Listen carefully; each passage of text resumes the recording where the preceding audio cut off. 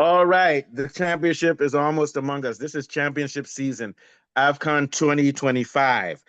Just a month or so before it starts, and we're getting started now because every day we're going to be covering some aspect of this competition. Today we're going to be talking about Mali. Mali is a very, very scary team, very organized defense, a very strong midfield that has balance.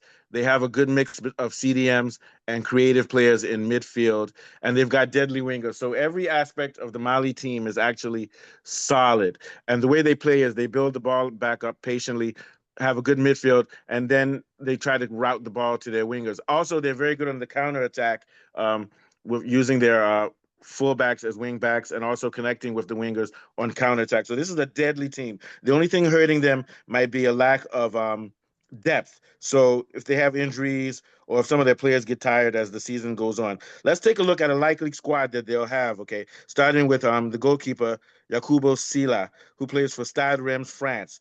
Good veteran, very good, reliable shot stopper. They'll have as reserves Aliou Badra Diallo, who plays for AS Real Bamako. They'll have Yusuf Koita from Villarreal, Spain. So they've got some good veterans in goalkeeping. Then let's look at their defenders. You've got Ibrahim Kone from Villarreal, Spain, who's the pillar of that defense. You've also got Yusuf Ndiaye, who plays for AS Real Bamako. You've got El Bilal Toure, Manchester City. This guy is a very good winger, a very good wing back, and he's sort of like Hakimi. He plays as a fullback, but he can also switch and assist in midfield and on breaks through the wings to allow the to overload the either the right or the left. No, I mean the left. Then you've got Khalifa Koulibaly, who plays for RC Strasbourg, France, who's a defensive leader, aerial threat. So watch out for him on set pieces. And you've got Moussa Diete, who plays for Nantes. So you see they have a lot of players who play in France, and then you've got guys for Asriel Bamako, which is a local league team. Okay, let's look at their midfield, which has their midfield is very balanced. It's one of the most balanced midfields that you'll see in Africa because unlike teams like Nigeria, which have either they have a guy like Ndidi who's fully defensive, and then you've got what's his name? What's the guy's name? The one who It plays will at be. the wing. Iwobi is not really a pure midfielder, and he doesn't have the ability to play pass in central positions and position himself. So they've got their midfield covered. You've got Mohamed Kamara from RB's Salzburg.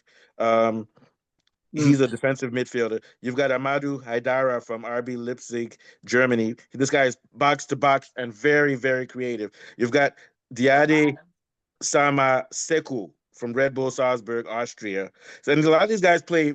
You got to remember these guys in the midfield. You got three players from RB Leipzig. Then you've got those guys, Hadira, Kamara, and Samaseko. They play together there. So there's going to be an understanding between these guys because they play for the same team. Then you've got Yves Bissouma, who plays for Tottenham Hotspur. I know that guy. I don't like Tottenham too much, but I'll vote for him here. Then you've got Yep. Sadio Diallo, who plays for Krylia Sovetov in Russia. I got my Russian hat on, so shout out to that young man. But this midfield, I'm predicting, is going to be one of the most cohesive and deadly midfields in this tournament because these guys play together. Now let's look at their talented group of forwards. You've got um, El Bilal Toure, who plays for City. You've got Musa Marega, who plays for Al Hilal, Saudi Arabia. You've got Mhm. Bakari Sako. He's retired, but we'll see if he's going to play. Then you've got Yannick Bolasie, who's a free agent. But the main guys we want to watch here are Toure for City and Marega for Al Hilal, Saudi. So now we're looking at their key players. Toure, fast, technical, and clinical. He is going to be their main attacking threat.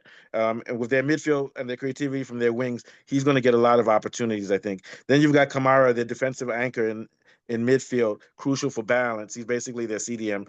And then you've got Musa Marega, who's a striker, reliable in front. And with this type of team that has a good engine, uh, either I have a feeling that all their forwards and even their number nine, they're all going to have opportunities to see goals because just because of how much work their midfield gets. And what I love about this team is that their defense is sound and solid, so they don't have to sit back. They don't have to play press. They can actually play conventionally, and each person can. They don't have to make any compromises, like maybe compromise for having a poor defense by playing high or things like that. They have a solid, balanced team. Another guy that they have who's very good is Amadou Haidara, he's a midfield dynamo, linking defense and attack. So it seems like this is actually a complete team. Their strengths, once I said defensive solidity, good midfield control and creative play. Then they have flexibility up front with their wingers, and they also have what's the guy again? I forgot his name. Their striker. Um, who was his name again? Sinayoko. I think yeah, Sinayoko. yeah, Yeah, he's a Sinayoko. goal poach. Yeah, he's a goal poacher. Yes, yes, But I was about to he'll say. so what happens? He could be a focal point because once the team does the hard work and puts the ball down, he can just position himself centrally without having to do too much work. So this is a very very good team. The only weakness like is also lack of depth, also depth in attack. So if any of their wingers these guys are going to have to play 90 games, and they don't really have um, experienced substitutes for them. So injuries are going to be a problem, and also set pieces are going to be a problem because their goalkeeper is good with stopping strikes and everything, but he's not that good when it comes to corners and free kicks. What are your thoughts on the team, TK? Yeah. You, I share the same sentiments with what you're saying right now. You know, but now there's going to be an issue of this coach, the new coach, because I feel like they were working pretty well under Eric Shell, these players. Yeah. But now you found a new coach in the name of Tom Saintfield, who was Mhm. appointed in August 2024. He came with new points of tactical retooling and some inconsistencies. That's why you found them in their group of the World Cup. They finished almost like mid of the group. So Yeah. it's about they have the talent. We're gonna see if that talent either is gonna step up or they're gonna want to rely on the coach. You understand?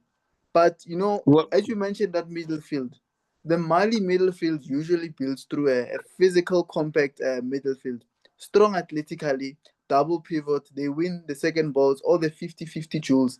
They are gonna win those 50-50 duels in the middle field almost all the yeah. time. So if you're a team playing a Mali, you need to have that in mind. They're a very physical team, as we said, and you mentioned a lot of talent. You mentioned a lot of good teams that these players play for, Yeah. and it could RB prove Leipzig, they have to three be an guys. edge for them. Yeah, yeah. Kamara, Haidara, and Samaseko. They all play for RB Leipzig, and that means these You guys see this don't. These synergy. guys don't even need training from the head coach of Mali because basically they will be running the midfield. Sorry, go ahead. Yeah, You hit it on the nail there. They have the team. That team synergy. When when little kids, these ones that they play the video games, the FIFAs.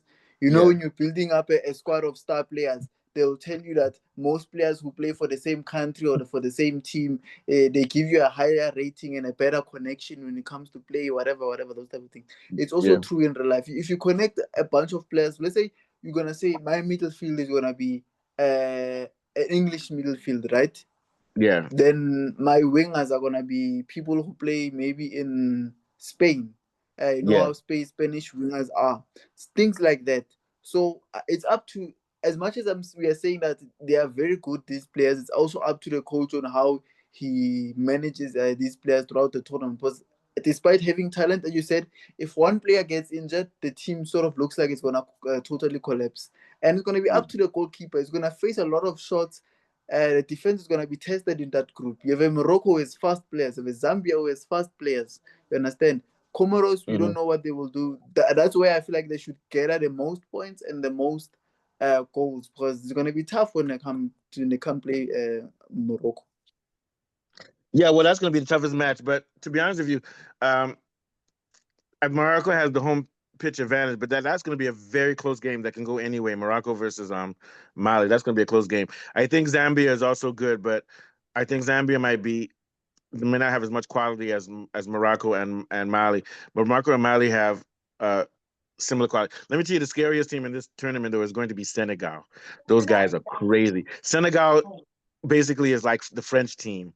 It's the same thing. Those guys are Mm, bloody, but that's a story for another day. But Mali is like a less. mm. It's almost like a Senegal Legason. too. They're right near Senegal. They've got these strong West Africans, but they have the French flair. Like Cameroon has big West African guys that are strong, but they play destroyer football, which is destructive.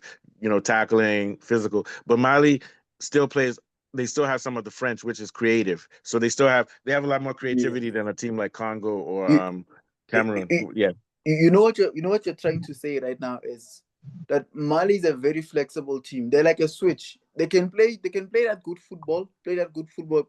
When things yeah, get messy, they can play messy. So that's the yeah. They're advantage in flexible. that group. Yeah. What are your thoughts, Mr. Segodi? Is he No, there? when you look at Mali, you look at the Senegal team, it's almost the same team. The only difference is quality there and there. But if you look at Yeah. the Mali midfield, it's one of the best in Africa.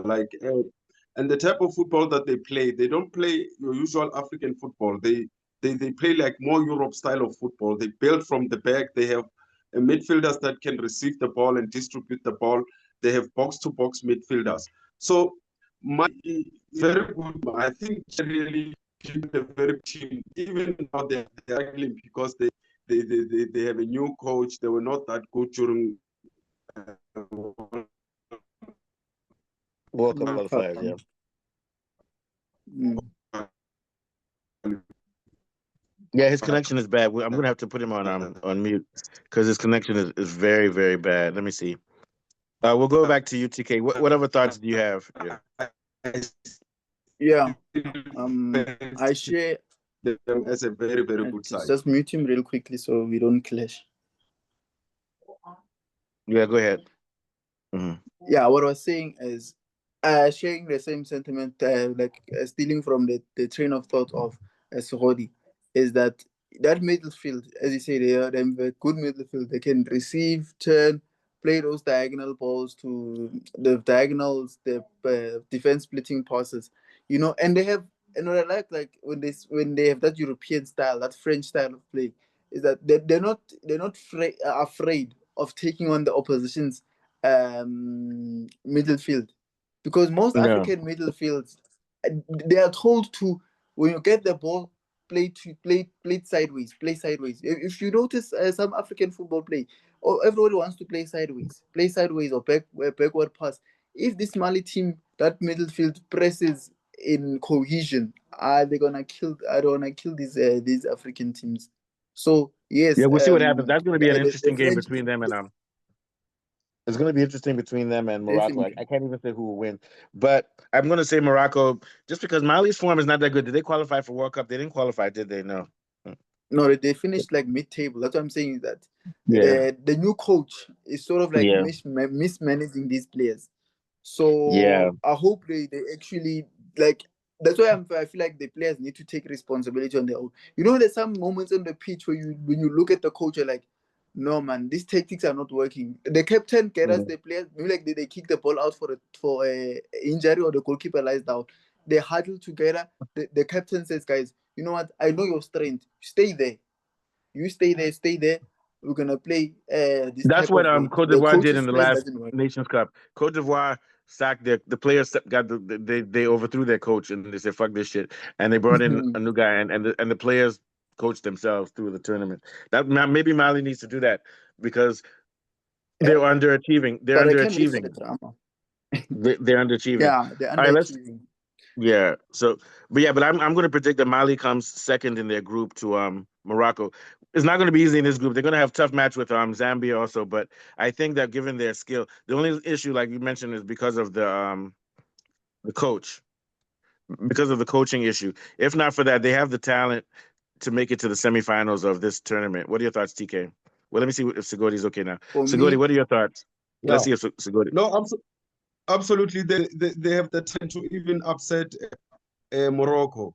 Like, even Yeah, though I feel like gonna come too, but like these West African teams, they can they be physical with Morocco, and then I see them coming number two. But to be honest with you, I see coming number two. It can upset most of teams. yeah. But the problem They is can they do don't it. have Yeah. a proper coach. They have a squad that can make it to the semifinals, but I think comes down to the coaching. Okay, your last thoughts are TK. Yeah. for me, I'm saying lightning can strike twice.